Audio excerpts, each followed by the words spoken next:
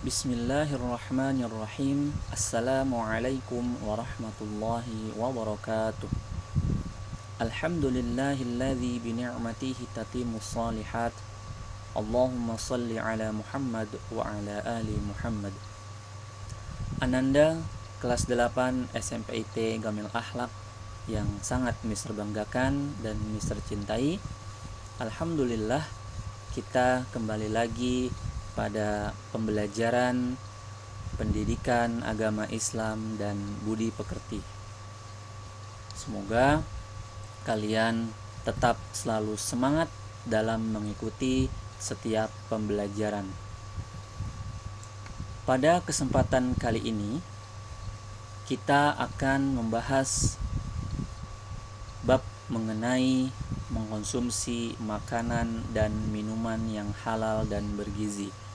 Materi ini ada pada bab 2 di dalam buku pembelajaran agama Islam dan budi pekerti.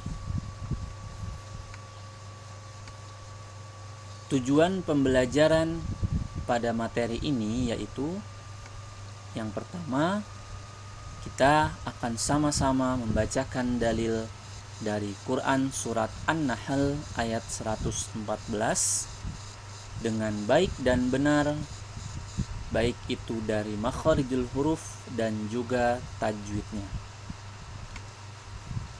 Kemudian yang kedua, memahami kandungan dari Quran surat An-Nahl ayat 114 dan hadis yang terkait dengan materi secara baik dan benar. Kemudian yang ketiga, mengetahui pentingnya mengkonsumsi makanan dan minuman yang halal dan bergizi. Masuk kepada pembahasan yang pertama, yaitu mari sama-sama kita baca Quran surat An-Nahl ayat 114 mengenai dalil tentang mengkonsumsi makanan dan minuman yang halal dan bergizi. A'udzu billahi minasy syaithanir rajim. Bismillahirrahmanirrahim. Fakulu mimma razaqakumullahu halalan thayyiban washkuru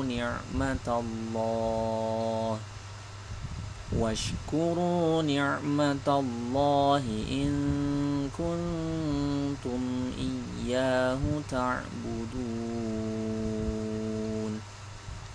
Yang artinya, maka makanlah yang halal lagi baik dari rezeki yang telah diberikan Allah kepadamu, dan syukurilah nikmat Allah jika kamu hanya menyembah kepadanya. Quran surat An-Nahl surat ke-16 ayat 114. Inilah dalil mengenai perintah dari Allah Subhanahu wa taala tentang bagaimana manusia itu harus dan wajib mengkonsumsi makanan yang halal dan baik. Dalam ayat ini kita bisa ketahui bersama ada 2 poin yang kita ambil. Yang pertama yaitu mengenai halalan, yang artinya yaitu halal. Kemudian thayyiban, yang artinya yaitu baik. Jadi 2 poin ini begitu sangat penting untuk kita pahami agar kita bisa tahu mana makanan dan minuman yang boleh kita konsumsi dari segi kehalalannya dan juga kebaikan untuk diri kita.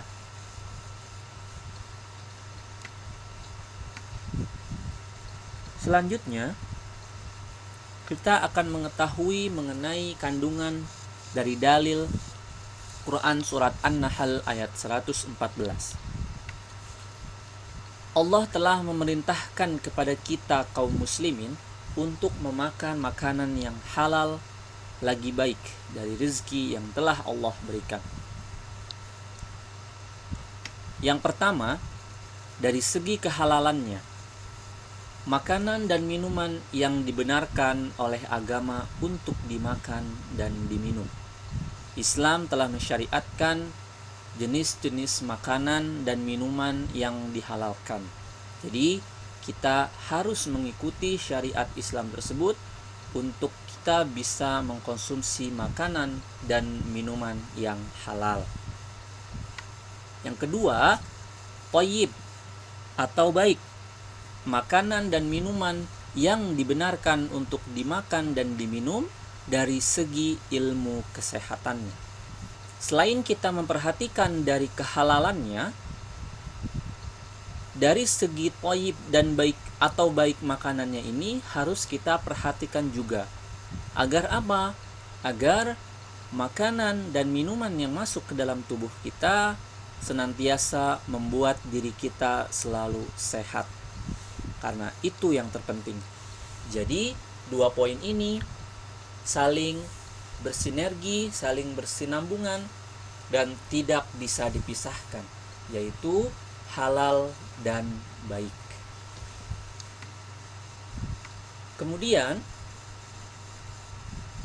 dalam materi ini, selain ada kandungan atau dalil dari Al-Quran, juga terdapat dalil hadisnya. Kalian juga bisa lihat dalam buku pembelajaran PABP kalian. Yang pertama, hadis yang diriwayatkan oleh Abu Daud yang berasal dari Miqdam bin Ma'di Karib. Apa kandungannya? Yang pertama, kita harus berhati-hati dalam mengkonsumsi makanan dan minuman. Jadi, kita tidak boleh sembarangan mengkonsumsi makanan dan minuman.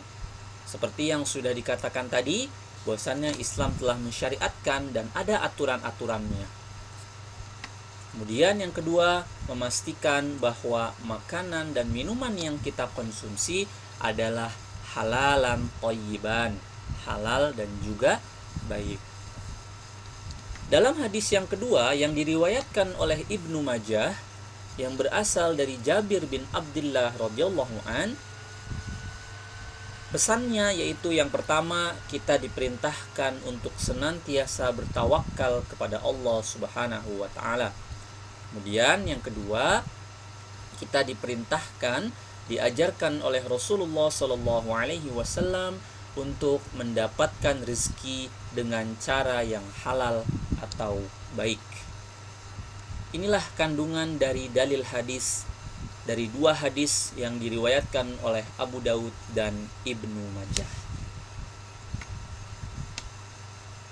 Kemudian kita akan mengetahui sebab-sebab diharamkannya makanan. Ada dua poin yang menyebabkan makanan itu menjadi haram atau haram. Yang pertama yaitu haram karena cara mendapatkannya, dan yang kedua adalah haram karena substansi barangnya. Kita akan lihat poin pertama. Contoh dari poin pertama ini adalah ketika kita membeli makanan atau minuman dari uang hasil mencuri. Meskipun makanan dan minuman itu adalah jenisnya halal, tetapi kalau kita mendapatkan uangnya dari hasil mencuri, korupsi, atau dan lain sebagainya dengan cara yang haram, maka makanan tersebut berubah menjadi haram karena cara mendapatkannya yang salah. Kemudian yang kedua, substansi barangnya. Kita bisa lihat di dalam Quran surat Al-Maidah ayat 3 yang berbunyi, artinya diharamkan bagimu memakan bangkai, darah, daging babi, kemudian daging hewan yang disembelih atas nama selain Allah, hewan yang tercekik, yang terpukul, yang jatuh, yang ditanduk, dan diterkam binatang buas, kecuali yang sempat kamu menyembelihnya, dan juga diharamkan bagimu yang disembelih untuk berhala. Ini adalah jenis-jenis hewan yang tidak boleh kita makan atau tidak boleh kita konsumsi.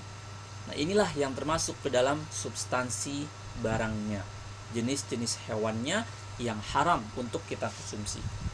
Nah, ini adalah dua poin sebab-sebab diharamkannya makanan. Jadi kita harus berhati-hati dalam mengkonsumsi makanan dan minuman dalam kehidupan kita sehari-hari. Hendaknya kita harus menyesuaikan dan harus mengikuti sesuai dengan tuntunan Al-Quran dan juga hadis. Yang terakhir, pentingnya mengkonsumsi makanan dan minuman yang halal dan bergizi adalah karena sebagai seorang muslim kita harus taat kepada Allah Subhanahu wa taala dalam mengkonsumsi makanan dan minuman yang halal dan baik. Allah Subhanahu wa taala telah perintahkan kepada kita dan juga Rasulullah telah mengajarkan kepada kita untuk bagaimana segala makanan dan minuman yang masuk dalam tubuh kita adalah makanan dan minuman yang halalan thayyiban, halal dan juga baik. Karena apa? Karena dengan mengkonsumsi makanan dan minuman yang halal dan bergizi, maka tubuh kita akan selalu dalam kondisi sehat dan tubuh kita juga akan bertambah kuat. Karena muslim yang kuat Allah lebih cintai daripada muslim yang lemah. Untuk itu kita harus perhatikan makanan dan minuman yang masuk ke dalam tubuh kita agar senantiasa tubuh kita selalu dalam keadaan sehat dan juga kuat. Itulah ananda semuanya materi pada kesempatan kali ini. Semoga ananda semua bisa mengambil hikmah dan juga belajar tentang materi ini, bagaimana kita harus dan wajib mengkonsumsi makanan dan minuman yang halal dan baik. Jazakumullah khairan katsiran kepada ananda semuanya yang telah menyimak dengan baik dan juga memperhatikan setiap materinya. Semoga Allah senantiasa memberikan kita kepahaman ilmu. Demikian yang bisa Mister sampaikan dalam materi kali ini. Kurang lebihnya mohon dimaafkan. Wassalamualaikum warahmatullahi wabarakatuh.